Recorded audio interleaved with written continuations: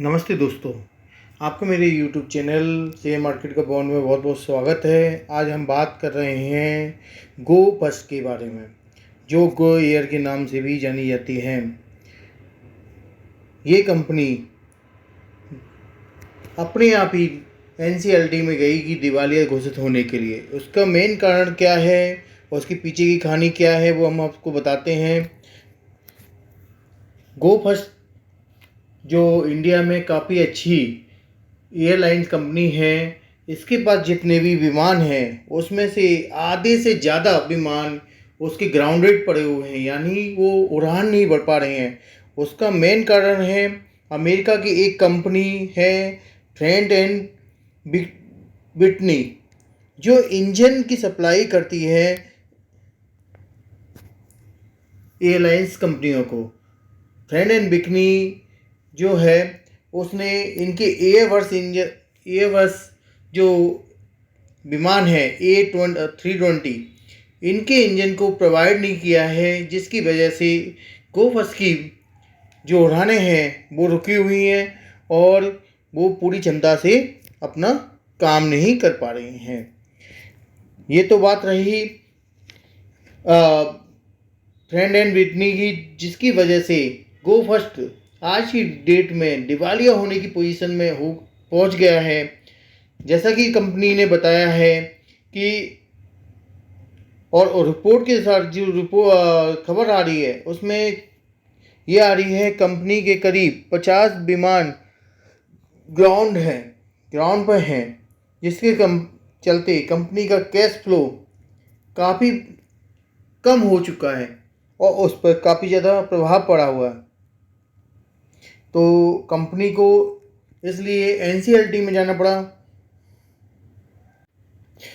NCLT में आज इस पर सुनवाई हुई और कंपनी ने NCLT के सामने प्रस्ताव रखा कि आप हमें मॉनिटरियम दे दीजिए, जिससे कि कंपनी को रिवाइव करने के लिए हमें कुछ टाइम मिल जाए, क्योंकि काफ़ी लेनदारों का ड्यू था। वो लगातार कंप्लेंट कर रहे थे कि गो एयर के लिए, तो इसलिए कंपनी खुद ही स्वयं NCLT में चली गई।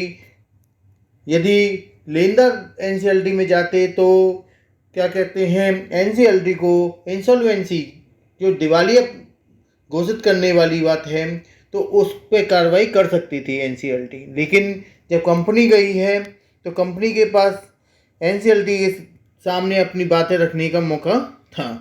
तो कंपनी ने बोला कि NCLT को कि हमें आप कुछ टाइम दीजिए, जिससे कि हम अपनी उड़ानों को रेगुलर कर सकें और अपनी रिवाइव करने की बातें कर सकें।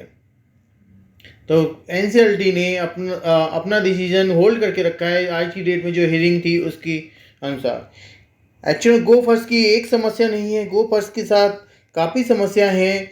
एक तो ये है, उसके अलावा उनकी उड़ानें नहीं उड़ पा रही हैं, उनके पास ओनली फ्यूल भरने के लिए भी पैसा प्रॉपर नहीं है।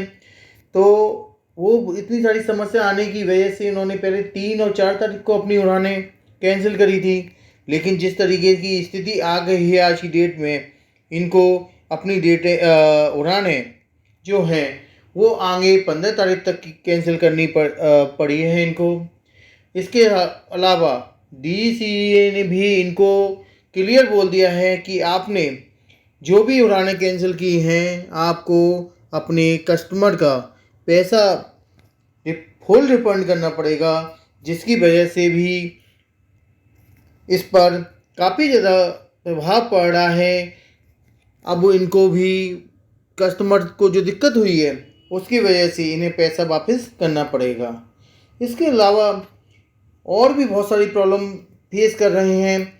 इसका फ़ायदा एयर इंडिया, जो उनको काफ़ी ज़्यादा कर्मचारियों की ज़रूरत है, उनको वो इसका फ़ायदा उठा रहे हैं।